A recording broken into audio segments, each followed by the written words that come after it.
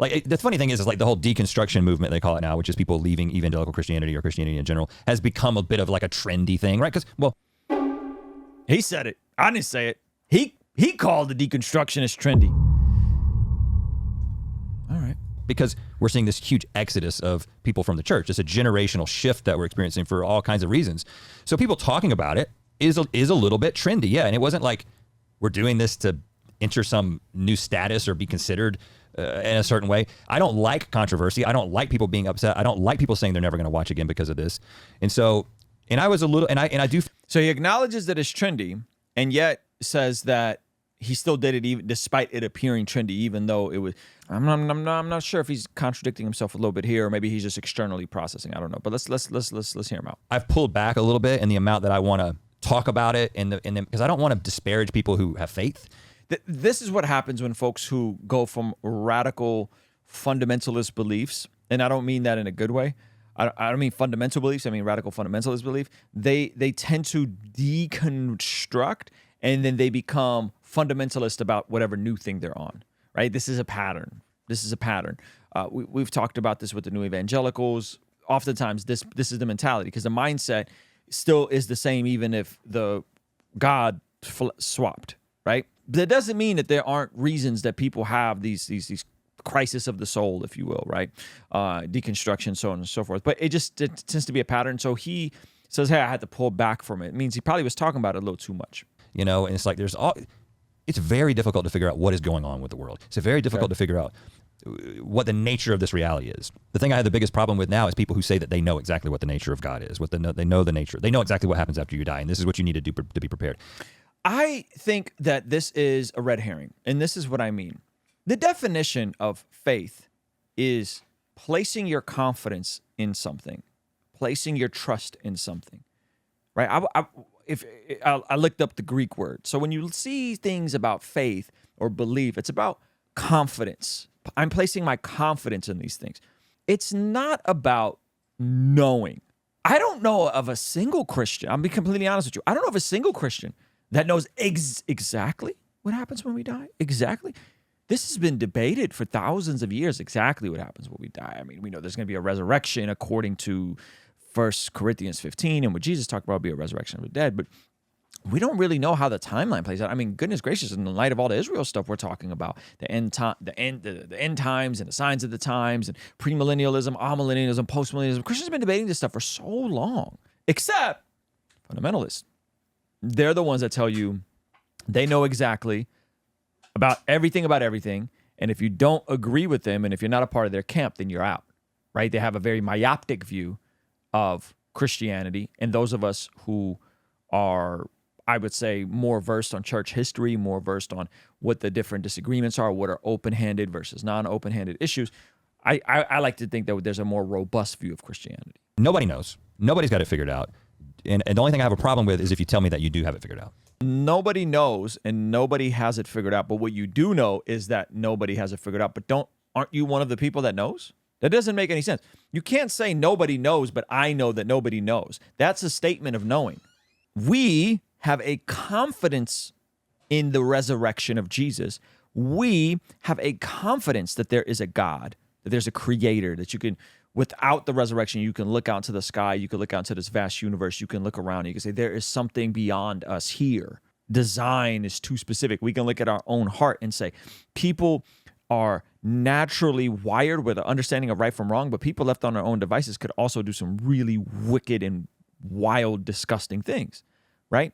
So I think we have a confidence spectrum in these things, and then when we place our faith in Jesus and his work on the cross for our lives, in hindsight, we have more certainty. You see, it's not that I'm certain about all of these different things, the resurrection. It's that I place my confidence, and then in hindsight, I look back and go, wait a minute,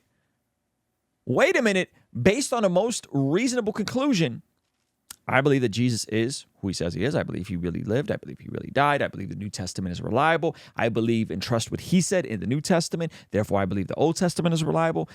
And I place my faith in the God of the Bible, and I do my best to live his ways. And then as I walk with him and live his ways longer and longer, all of a sudden I look back in hindsight and I go, wait a minute, God was there all along. He was walking with me all along. He was showing himself to me all along, right? And so I just think sometimes when I hear these sorts of conversations, it's just so many red herrings and so many straw mans that most Christians are walking around claiming to know the way that I know that my hoodie is navy blue. That's not what we're saying. We're saying we have enough confidence based on the evidence, and we place our faith in that. And as we place our confidence in that, then in hindsight, we walk out our faith. You both were of the same thought process. How do you make such a monumental move? I mean, you're only co-hosts and friends. You're not one person. How were you able to navigate how far, how honest, at the timing of your life together? That's what I found fascinating. Now, this is an interesting question because basically one of them convinces the other one, but his motivations for all of this is totally different. You're talking about personally and then deciding to talk about it publicly. Both things. Yeah, I mean, he kind of spearheaded this. The questions and the quest of, okay, I'm not satisfied with some answers I'm getting. I was his sounding board for his spiritual deconstruction. And so I think that I was, just kind of along for the ride. Kind of along for the ride of walking away from Jesus? Okay. Honestly, my brain doesn't work in the same way. I was much more comfortable because I thought it was working for me. I thought that how I conducted my faith was more helpful than harmful. Wow. So I mean, this is literally on some like, if your friend jumped off a bridge, would you jump off a bridge type stuff. This is crazy. This man said I was along for the ride. Actually, now I've started to realize over the past decade that there were a lot of things that were healthy for me to shed in terms of judgment and shame and how I processed that. But as a sounding board, I was pretty much just kind of like a step or two behind him in terms of my evolving beliefs. It's very unusual for a married couple that are both in a particular faith and one person says adios. Most of the time, those end in divorce. Right. The first time I told her, I mean, listen, we didn't believe that evolution happened. We believed that Adam and Eve were real. We believed that what is in the book of Genesis was like history. This is the frustrating part. And some of you guys torch me in the comments, and that's okay. I don't mind it. But this is the issue with people who are indoctrinated into having to believe that young earth creationism is an essential of the faith and ignore the fact that throughout church history, there's been a variety of views on the Genesis story, all of which do attest that Adam and Eve were real people. Theistic evolutionists like Dr. Francis Collins and Mike Jones from Inspiring Philosophy still hold to Adam and Eve being literal people. But this notion that you grow up and you're taught that there's only one way to view the creation story, and that is a literal 6,000 years or 10,000 years of creation. I think this is why I push back in the sense of, hey, there's a plethora of views. I started reading about this in my early 20s, but mostly what I would do is I would go and I would be like, okay, there's all these people saying that the Earth is 10,000 years old, but like every time I go to a museum, they're like, this thing lived millions of years ago. I never looked into this, but I started reading about it. And actually I started reading from I would go to Christian sources, right? And there's a lot of Christians who believe that, there's a lot of Christians who believe in evolution, right? There's a lot of Christians who believe that the world is old or whatever and kind of accept the established science. And so I would slowly read these sources and kind of my view was changing. But then when it was like, I don't know how to reconcile this particular thing about, well, if we have this common ancestor with chimpanzees and apes and Adam and Eve, how do you explain that? I would start asking these questions, and then I would go to my pastor, go to these other people. I would ask them questions, and I didn't get satisfactory answers. And then, could you imagine? I have questions, I don't like the answers I get, and so therefore I just kind of walk away from the faith. Just was like a house of cards that was slowly falling until I remember writing in my journal, I was journaling at the time, I'm pretty sure I don't believe any of this stuff anymore, right? But all along the way, I would when I told my wife that I thought evolution had happened, she burst into tears. I just want to give you an idea of where we come from and the worldview that we were all sort of held captive to. Yikes! There's an avatar here. This is a very fundamentalist approach. And sometimes fundamentalists, you don't always know what you're getting, right? So the fact that his wife cried because he said, I think evolution's real, yikes, man. I got quite a few Christian friends that believe evolution was real, and I've never felt threatened by that. That's crazy. But Link and I would hang out, and I would be like, bro, let me tell you the last thing that I read that really makes me think that none of this stuff is true. None of it is true. Do you see what I'm saying? Do you see how you pull on one this is this all or nothing type of thinking? I know you guys think that like that's cool. Some of you guys think that that's cool. Like you got to be all in, right? This is what happens when you build your entire house on like the most radical all or nothing approach cognitively. This is what happens. Instead of saying, "Hey, let me hear the different positions on this. Let me hear the different views on this." So none of it is true. The historical narratives that have been confirmed through archaeology aren't true, right? The things that secular historians have confirmed about Jesus aren't true. None of it is true. And you would listen. And again, you weren't the kind of guy that was going to go off and do the research on your own, but you were the kind of guy that was going to listen.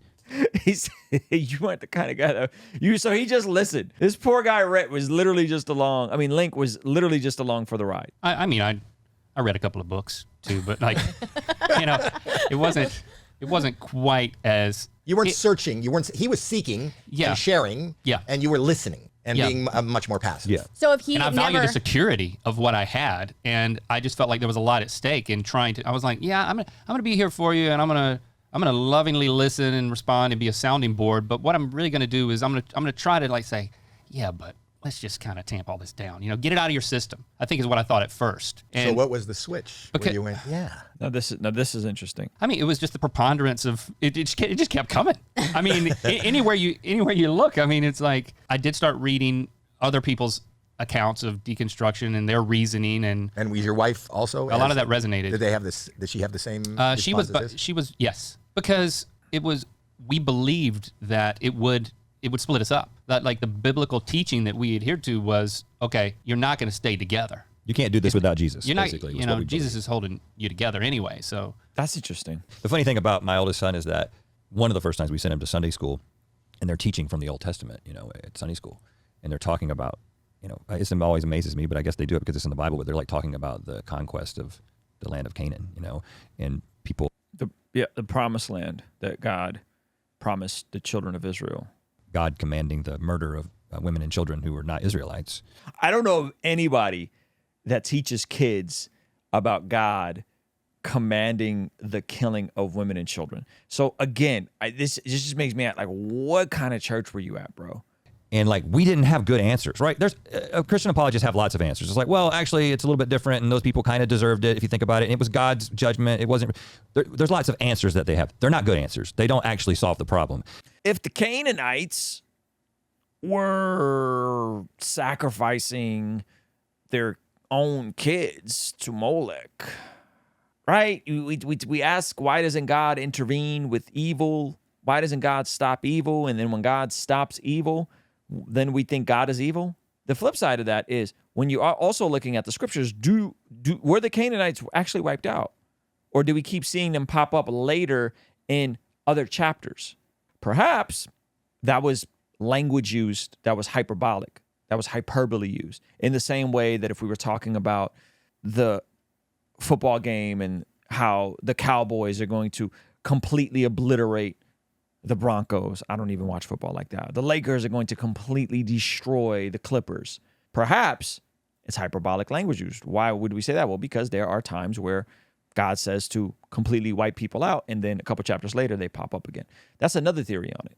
Bringing you back to the first question, you as a team made a decision to make this public. And I know you're saying it's to, but there had to be a lot of fear. especially for me, because I feel like the change that I made was very important to me, and I absolutely believed it. But it's not the type of thing that I wanted to all of a sudden have to defend publicly. Like I wasn't interested in that. Like the way that Rhett likes to talk about those things is I didn't want to sign up for that. What put me over the edge was inclusivity versus exclusivity, and judgment and inclusion. Okay, how many is that? Inclusivity versus exclusivity, judgment and inclusion. He said shame earlier. That's 5. Like I really wanted, like I was a loving, inclusive person that wasn't excluding somebody based on their any type of orientation, you know? Right. How many was that? Holy moly, that word salad of just buzzword after buzzword after buzzword. Inclusivity, exclusivity, orientation, judgment, shame. There's a chasm of difference between acceptance and affirmation. There's a huge difference between acceptance and affirmation. There's a huge difference between truth and shame. I can accept all my LGTB friends, just like I could accept all my friends that are non-Christians, just like I could accept all my friends that have struggled with drugs and alcohol, just like I could accept all my friends, right? You can accept people right where they're at. God loves you and accepts you right where you're at, but he loves you enough to not leave you where you're at. And the key is having respect for absolutely everyone, for humanity. Absolutely. You absolutely should have respect for everyone. Have respect for, I don't understand why people think Christianity doesn't teach that. Literally the golden rule, do unto others as you'd have them do unto you. We're always developing, and humanity is very comfortable always in stopping the development. If you're comfortable where you are, most people don't want to learn more, don't want to hear more, don't want to see more, don't want to experience more. They just want to hang on to what they have. And we all live in this bubble. And few people are like you guys, where you kind of like, you got to be open. Or you jump into another bubble. Or you go, ah, man, I knew I grew up this way. And this is actually what served me well to get me to this point. And now I'm at this point, and now I'm in Hollywood, and now I'm in media, and now I got this massive audience. So I'm going to join another bubble to appease that audience. And now I'm just going to have the exact opposite talking points, right? And we see it. We see it all the time.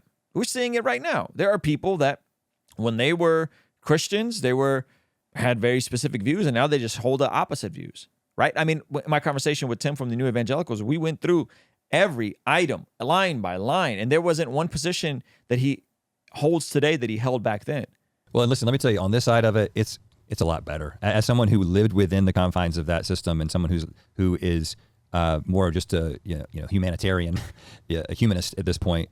Humanist. Yeah, it's easier because I mean there were years of I have to find a way to love people, but judge, not really, but not really accept them or their partner or whatever. But really, or you can just love gay people. And then when the conversation comes up, you tell them the truth. You tell them where you're at. You don't tell them that they're going to hell because they're gay. You tell them they're going to hell because they haven't placed their faith in Jesus and repented, right? The same way I tell the people who's sleeping with his girlfriend. I said, same thing, same difference. So it's a lot better now because you could just love and accept and affirm. See, and this is where the line is drawn because you not only you got to love, you got to accept, you got to affirm. I think this is what they're missing in terms of this conversation. But more so than that, for me, because if you're a Christian, and especially if you're an evangelical Christian, the mandate is the Great Commission, Jesus telling people to go and share the gospel, right? You're supposed to bring people into the fold. Okay. What that does is it sets up this dynamic with every single interaction that you have with a person. There's a burden that you need to tell them this thing. And that the dynamic in your mind is that I have a truth. I possess the right answers. I possess the truth. And there needs to be an exchange of right truth to them that they don't have it. Or I am a broken sinner, just like other people, and I met the Savior of the world who redeemed my soul, and I can't help but to save that. But I can't help but to share that with other people. That dynamic is toxic. It is debilitating. It changes every interaction that you have with somebody. I enjoy living life so much more now where I get to talk to somebody and I'm like, well, what am I going to learn from this person? Not what can I teach this person? How can I tell this person that what I believe is right? Well, it's like, well, let's see here's another person with another specific experience from a different place in the world. They've got a certain perspective. I have a lot more personal satisfaction out of getting their perspective and being like, well, how does that impact my perspective? I mean, I think all of the modern day evangelistic training that I've looked at has a lot to do with loving your neighbors, building rapport with your neighbors, and sharing the gospel with them. Every interaction is not a transaction of me needing to impart absolute truth in people. There are conversations I have with non-Christians where we don't talk about Jesus because we're just getting to know each other, or I'll let them bring it up. Again, I think this just points back to the type of fundamentalism that they're going through and they came up in, not knowing that I was on some fringe stuff. Versus carrying around this book of truth that you have to shove down people's throats in every opportunity that you get. Shove down people's throats. Then this man is still bitter, bro. You can tell. Just let it go, bro. Just let it go, or be willing to have a hard conversation with a Christian on camera that'll actually push back and actually help you see some of the logical flaws in some of what you're saying. This wouldn't be as bad if there wasn't these like consistent jabs at Christians and all throughout. Like, it wouldn't be as, like, if you're just like, man, like, I don't know, I just stopped going to church, bro. I don't believe in God no more. And that's it, right? But it's the consistent, the language, the shoving down the throat, the buzzwords, the fundamentalist, radical opposite ideology, man. Gosh. Even if you're doing it in love, it's the dynamic is that you're right and they're wrong and that you got to settle it. When your worldview is dominated by this idea that there was a truth that was dispensed 2,000 years ago and it is the unchanging truth, God is immutable, he does not change. We have this almost cultural idea, like when politicians change their mind, we get mad. But when politicians change their mind, maybe they actually got new information. Isn't that a good thing? The whole flip-flop thing is like, well, what did they flop to? They flopped to the right side of this issue. That's something to be celebrated. But this idea... Or they just flop to wherever the people are to appease the people, which is kind of what you guys did. Yeah, that you would be this rigid... You assume right. How is there any right? If there's no truth and you don't know anything to be true, how can you then hypocritically say there's a right side of an issue? Based on what? Based on feels and vibes? Based on what? How could you ever say that there's a right side to an issue that politicians land on? I think what he's getting at is all the flip-floppers that were once upon a time anti-marriage, like Obama, like Hillary, like Biden, and all of a sudden they flipped 8 years later. How does, right? People say that, well, that's kind of crazy. You flip-flop. No, they flip because that's where their constituency was, and so they wanted to appease them, which sounds a lot like what you guys did. But how can you ever have the nerve to say there's a right side of an issue if just in the same breath you said that there's no way of knowing? You can't, that both can't be true. You can't say there's a right side of an issue and then also say there's no way of knowing. Well, my way of knowing says that there is a right side of an issue. And engaging in certain type of behavior is counterintuitive to human flourishing and dangerous. And it shouldn't be done. And you know what? I got to tell people about that. I got to tell dudes, hey, man, don't be out here trying to smash a bunch of chicks before you get married. It's terrible for you. You're doing more harm than good. Don't do that. You're not just a highly evolved animal. Don't behave that way. But if I extend that same exact statement to natural law, you guys know what I'm talking about, right? In terms of the LGTB, I extend that same thought to natural law and say, don't do it. That's not what those parts were made for. All of a sudden, that's bad, right? Or they're both bad. I shouldn't tell people not to hook up with a bunch of people. Like that's toxic too. This is ridiculous. Like the whole paradigm is so silly to me. Holy moly. Wow. That was, yeah, man, that was a lot. All right. Well, I'm glad they got their stuff off. I'm glad they probably feel very, how do you say, cleansed, having said all that. I think it completely doesn't serve them well. I think it's unhelpful to the dialogue. And I would just encourage folks like this. The thing that I appreciate about my friends who quote unquote deconstructed or became progressive Christians or whatever you want to call it, is at least they'll still sit down and have hard conversations.